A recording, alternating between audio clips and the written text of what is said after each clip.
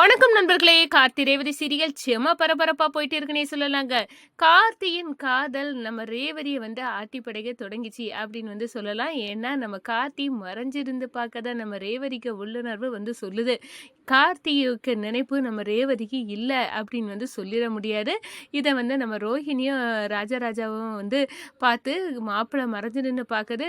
நான் என்னோட பொண்ணுக்கு தெரியுதுன்னா கண்டிப்பாக அவளுக்கு கார்த்தியை பற்றி நினைவு இருக்குது அப்படின்னு அந்த இடத்துல சொல்ல நேரம் கண்டிப்பாக நம்ம ராஜா சொல்ல நம்ம கார்த்தி கேட்டுக்கிட்டு கண்டிப்பாக அவளுக்கு என்னை பற்றி நினைவுகள் மறக்காது, நான் வேண்டுற தெய்வம் எங்களை கைவிடாது அப்படின்னு சொல்கிறாங்க. ஒரு கட்டத்தில் பார்த்தோன்னா நம்ம மயில் நம்ம ரேவதி சந்தோஷமா எல்லாத்துக்கூடையும் இருக்கா. நீ இல்லாத குறை தான் இந்த வீட்டில் அப்படின்னு நம்ம கார்த்திகிட்ட சொல்ல நேரம் நான் அத்தைகிட்ட சத்தியம் பண்ணியிருக்கேன், நான் வீட்டுக்கு வரமாட்டேன், அதனால் நான் அவளை பார்க்க முடியாதுல்ல அப்படின்னு சொல்லிடுறேன். நீ பார்க்காட்டா என்ன, நான் மொபைலில் அவள் இப்போ என்ன பண்ணிட்டு இருக்கா அப்படின்னு காட்டுறேன் அப்படின்னு அழகாக ரேவதி சாப்பிட்டுட்டு இருக்கிறத அப்படியே வீடியோ ஃபுட்டேஜாக எடுத்து காட்டுறாங்க. அதோட பார்த்தோன்னா நம்ம ரேவதிக்கு எல்லாமே கரெக்டாக இருந்தாலும் எனக்கு மனசுக்குள்ளே ஏதோ ஒருத்தர் நான் மிஸ் பண்ணது மாதிரியே தோணுவு அப்படின்னு நம்ம ரோஹிணி கிட்ட கேட்காங்க. ரோஹிணி அப்போதான் உனக்கு கல்யாணம் ஆயிடுச்சு, என்னக்கா சொல்கிற, எனக்கு கல்யாணம் ஆயிடுச்சா, ஆமாம் உன்னோட புருஷன் யாருன்னு பார்க்கணுமா அப்படின்னு கார்த்தியும் ரேவதியும் சேர்ந்து எடுத்துக்க நேரம் உள்ள ஃபோட்டோ நம்ம ரோஹிணி கிட்ட மொபைலில் இருந்துச்சு. அதை தூக்கி காட்டாங்க. அப்படியே அரண்டு போகிறாங்க. அப்போது இதுதான் என்ன டிஸ்டர்ப் பண்ணிட்டு இருக்கா, நான் இப்போவே அவரை பார்க்கணும் அப்படின்னு அந்த இடத்துல நம்ம ரேவதி கார்த்தியை பார்க்கணும் அப்படின்னு அடம் பிடிக்கிறாங்க. ஒரு கட்டத்தில் பார்த்தோன்னா நம்ம கார்த்தியை பார்த்ததோட கெட்டி பிடிக்கிறாங்க.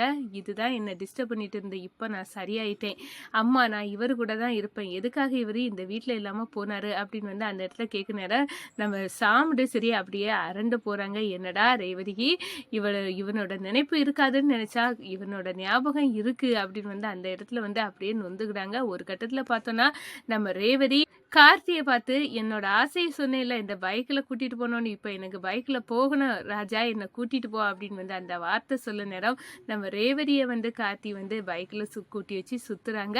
ஒரு கட்டத்தில் நம்ம சாமுண்டேஸ்வரி இதுக்கெல்லாம் எதிர்ப்பு தெரிவிக்க நேரம் என் மனைவி நான் அப்போ இவளை நான் என் கூட கூட்டிகிட்டு போகிறேன் அப்படின்னு வீட்டை விட்டு ரேவதி கிளம்பி நம்ம கார்த்தி கூட போகிற தயாராகிறாங்க. அதை பற்றி தான் இந்த வீடியோக்குள்ளே பார்க்க போகிறோம். அதுக்கு முன்னாடி சேனலுக்கு லைக் அண்ட் சப்ஸ்கிரைப் பண்ணுங்கள் ஃப்ரெண்ட்ஸ். பக்கத்தில் இருக்க பெல் ஐக்கானையும் கிளிக் பண்ணுங்க, அப்பதான் நான் போடுற ஒவ்வொரு வீடியோவும் நோட்டிபிகேஷனா உங்களுக்கு கிடைக்கும். வாங்க ஃப்ரெண்ட்ஸ் வீடியோக்குள்ள போகலாம். ஃபர்ஸ்ட் எடுத்த உடனே பார்த்தோம்னா ஒரு செம அதிரடியான பரபரப்பு கட்டம் தான். பரபரப்பான கட்டத்துல நம்ம பார்க்க நேரம் தாங்க.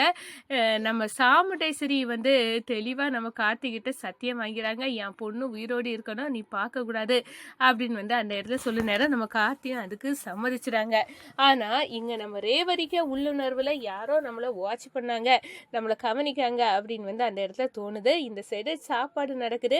அப்போ தான் நம்ம ராஜா மயிலுக்கு கால் பண்ண நேரம் என்ன சகல நீ மட்டும் இல்லாத கூற தான் ரேவதிக்கு, மற்றபடி இங்கே எந்த பிரச்சனையும் இல்லை, ரேவதி நல்லா இருக்கா, அவள் இப்போ எப்படி இருக்கான்னு நீ பார்க்கலாமா அப்படின்னு சொன்னேன். நான் எப்படி பார்க்க முடியும், நான் தான் அத்தைக்கு சத்தியம் பண்ணி கொடுத்துருக்கேன், அதை மீறி நான் வரமாட்டேன் அப்படின்னு சொன்னேன்.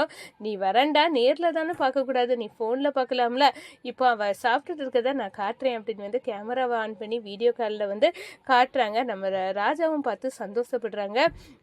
நம்ம ரேவதி கடைசியாக சாப்பிட்டு முடிச்சுட்டு நம்ம ரோஹிணியை பார்த்து அக்கா உண்மை சொல்லு, எனக்கு வாழ்க்கையில் ஏதாவது நடந்துச்சா, என்ன ரேவதி நீ இப்படி கேட்டுட்ட அப்படின்னு கேட்குனாரா. இல்லை ஏதோ ஒரு உணர்வு என்னை டிஸ்டர்ப் பண்ணிட்டு இருக்கு, யாரோ என்கிட்ட இருந்து பிரிஞ்சு போனது மாதிரி இருக்கு, அவங்க தான் என் கண்ணு எல்லாமே தேடுது, ஆனால் எதுன்னு எனக்கு சொல்ல முடியலக்கா, ஏதாவது ஒன்று இருக்கா, நான் உன்கிட்ட கேட்குறேன், என் மண்டையை அந்த உணர்வு பிச்சிக்கம் போல இருக்கு, என்ன உணர்வு அப்படின்னு சொன்னாரா.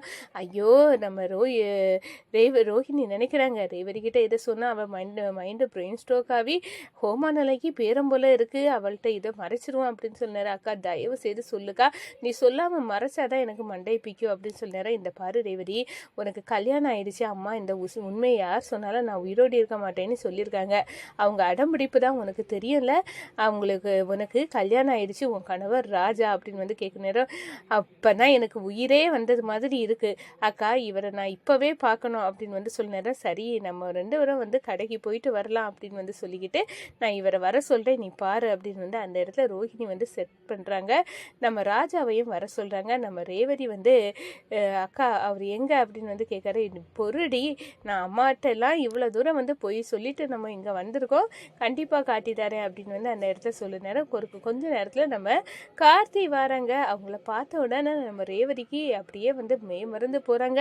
நான் தேடிட்டு என் கண்கள் தேடிட்டு இருந்தது இவரை தான். இப்போ தான் எனக்கு மனசுக்குள்ளே நிம்மதியாக இருந்த மாதிரி இருக்குது.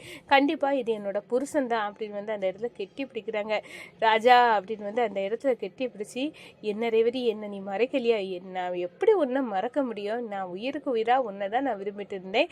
அது பிறகு எப்படி வந்து எனக்கு கொஞ்சம் கொஞ்சம் ஞாபகம் இல்லாட்டாலும் ஆனால் உன்னை வந்து என்னால் மறக்க முடியாது. என் கண்கள் எல்லாமே வந்து உன்னை தான் தேடிட்டு இருந்து அப்படின்னு வந்து உன்னை பார்த்த பிறகு தான் என் மனசே நிம்மதி அடைவு அப்படின்னு வந்து அந்த இடத்துல கெட்டி பிடிக்கிறாங்க. அப்போ தான் நம்ம கார்த்தி வந்து நம்ம ரேவதியின் ஆசை, நாங்கள் 2 பேரும் பைக்கில் ஒன்றா போனோம் அப்படின்னு வந்து ஆசைப்பட்டாலும் அதை நிறைவேற்றிடுவோம் அப்படின்னு அழகாக வந்து நம்ம கார்த்தி வந்து பைக்கில் நம்ம ரேவதியை பின்னாடி வச்சு கூட்டிகிட்டு போய் சந்தோஷப்படுறாங்க. இந்த சைடு பார்த்தோன்னா நம்ம சாமுண்டேஸ்வரிக்கு இந்த விஷயம் தெரிஞ்சு அரண்டு போகிறாங்க. ரேவதிக்கு பழசெல்லாம் மறந்துட்டு அப்படின்னு வந்து சந்திரா சொன்ன நேரம் நம்மளும் அப்படி தான், இவளுக்கு வந்து அந்த அவன் டிரைவர் பயலோட நினைப்பே இந்த வீட்டில் இருக்கக்கூடாது அப்படின்னு வந்து ஓரங்கட்டி வச்சோம். ஆனால் ரேவதிக்கு எல்லாமே ஞாபகம் இருக்குது.